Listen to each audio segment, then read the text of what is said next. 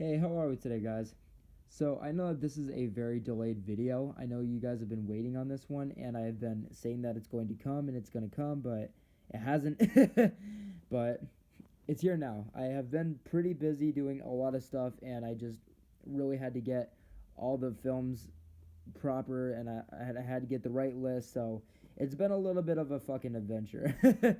But this is my top 10 personal favorite films of 2019. So before I do this listing, I haven't seen every film in 2019. I haven't seen Jojo Rabbit. I haven't seen. Fuck! I haven't seen Once Upon a Time in Hollywood. But I need to, and I will.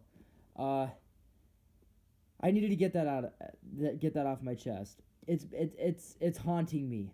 But nonetheless, I still have seen a handful of 2019's films, if not every other great one. So let's just jump into this video. Some of the movies in this list I have done personal reviews for in other videos, so I will leave links to those movies reviews in the description below. But yes, let's start this list.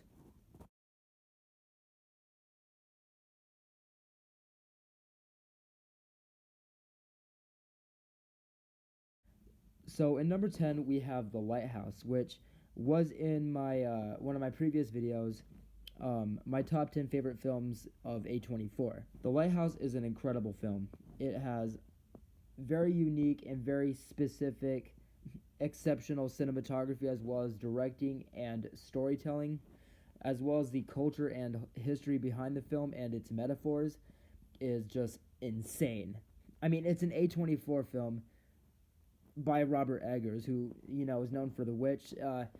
This movie's bonkers, as well as the performances, especially from Willem Dafoe. Oh my god, one of my favorite performances of the year. Lighthouse is an overall very fun film, very odd and awkward and unnerving. I don't even know if I'd call it a horror film. It's just weird. It's a cinematic mindfuck, and it's one of the best of 2019 at that. Overall, I do give The Lighthouse a score of 7 out of 10.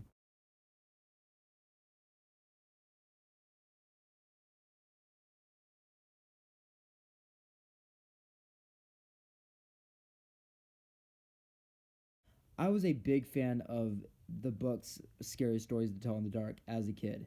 In fact, they were some of my favorites. And ever since a few years ago when we heard that this was going to be getting a full-on theatrical film from Guillermo del Toro, who is known for films such as Pan's Labyrinth, Shape of Water, as well as The Orphanage, and directed by Andre Overdell, who actually did the film Autopsy of Jane Doe, which is one of my favorite 2010 horror films to release.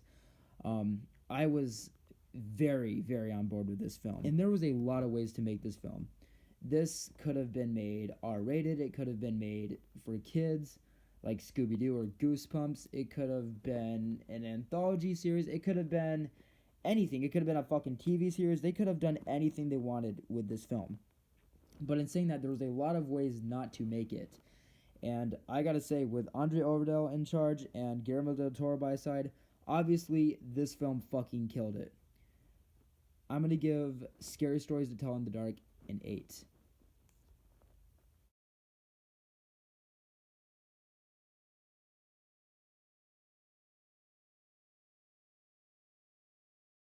As a fan of the Toy Story series, and especially after the ending of the third movie, I was honestly kind of skeptical for Toy Story 4. It was just kind of one of those feelings where I was like, why do this? Especially with Pixar being kind of known for being just kind of specific and very cautious when it comes to especially sequels.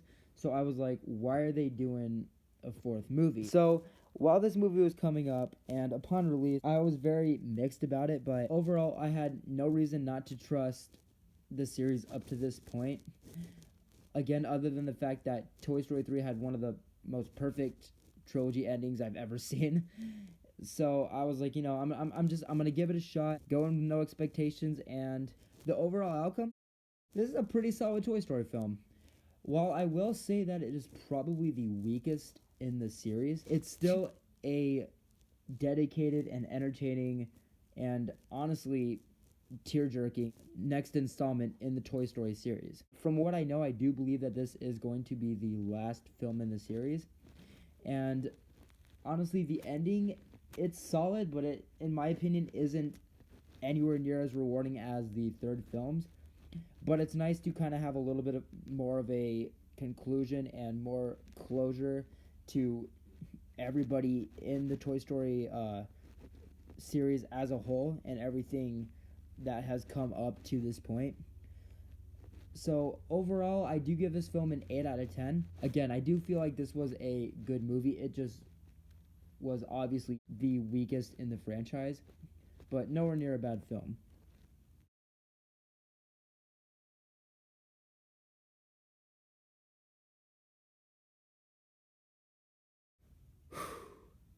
This is a heavy film, man, and an honest one at that.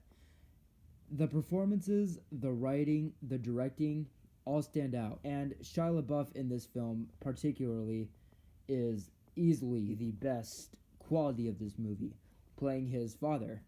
Now, Honey Boy comes from a script that Shia LaBeouf had written himself while in rehab about his childhood. And with Shia LaBeouf being one of the most inspirational people to me personally, I was not going to miss this film, period. And especially after films such as American Honey, Peanut Butter Falcon, he's just, my boy is on a fucking streak. And Honey Boy is easily the best of his films of recent memory. I'm going to give Honey Boy an 8.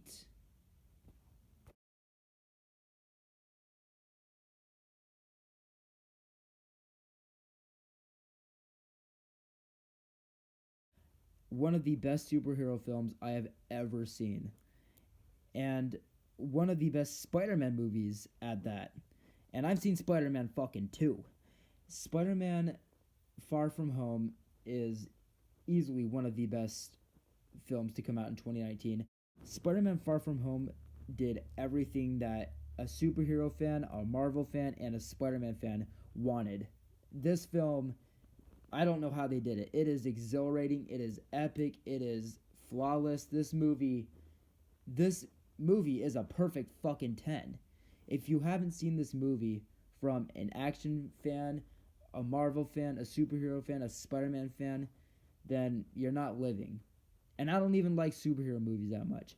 But this movie is undeniably in the top 3 Spider-Man films along with Spider-Verse and Spider-Man 2. Watch this movie. I give Spider-Man a perfect 10.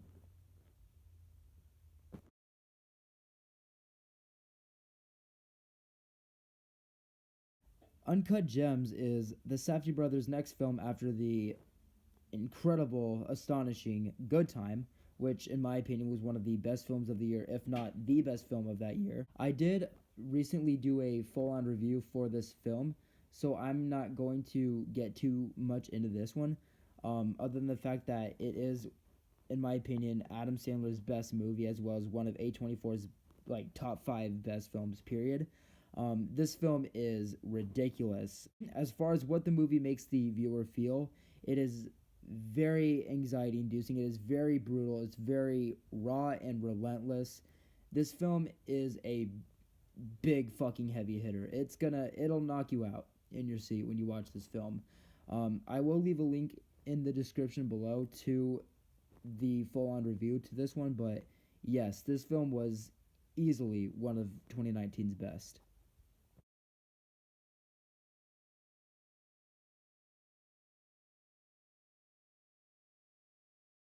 Parasite, easily one of the biggest cinematic trips of 2019.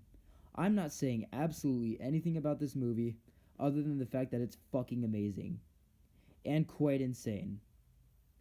I'm going to give Parasite a 9 and not give you a review on it and just tell you to go watch the film. Don't watch any trailers, don't listen to any reviews, just watch the movie.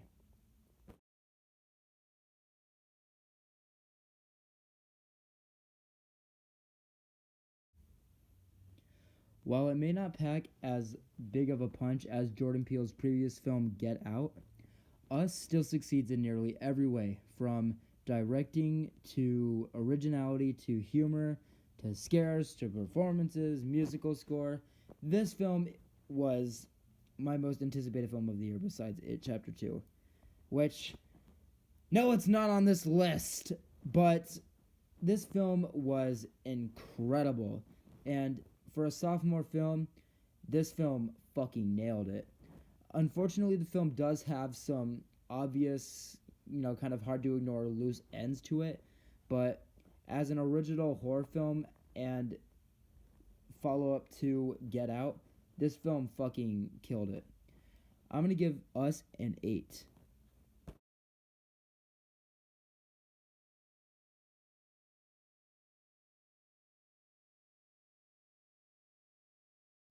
While some may not be as fascinated by the slow burn character building from the start, it's important to know how necessary it is as this dark drama sinks deep before revealing its true form. Joaquin Phoenix delivers quite possibly the best performance of his career, while Todd Phillips in the director's chair offers more than what most may be expecting even with hope for the film in the first place. Joker offers dazzling visuals, clean directing, a powerhouse of a fucking screenplay, and a very damn good soundtrack. It may be safe to say that this is the Joker movie we've been waiting for. I'm gonna give Joker a 9 out of 10.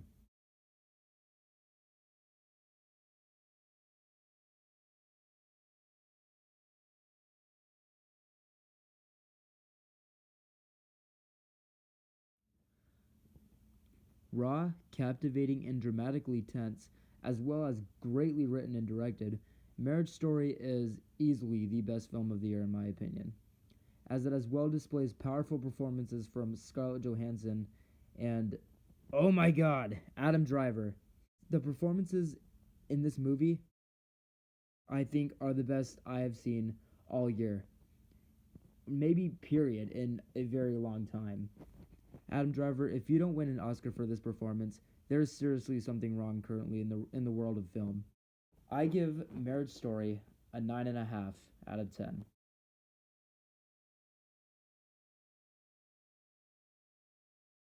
Everybody, I'm so sorry again about the delay of the video. I did want to initially release this one on New Year's, but there were like 2-3 other videos that I was editing while I wanted to get this one out. So this one did have to have a little bit of a delay. Plus, I really, again, just wanted to make sure that my list was proper. There were other films that I really, really wish I could have seen while they were out, including Knives Out, Jojo Rabbit, Once Upon a Time in Hollywood. There were some great movies. In fact, too many that, to actually keep up with. But I will probably be doing separate reviews for the ones I missed very soon here. But again, thank you for checking out this review if you did. Thank you for making it to the end if you did. I am very busy with my debut full-length film and prequel and sequel to Relapse, Pragmatophobia, which is kind of right around the corner. I don't want to say too much yet because there is still plenty that I need to do first with it, but it is coming along smoothly and it will be releasing very soon. There will be more info, including a trailer about it, so keep an eye out for that. But again, thank you for checking out this video. I have more to come and I hope that you guys enjoy them so far.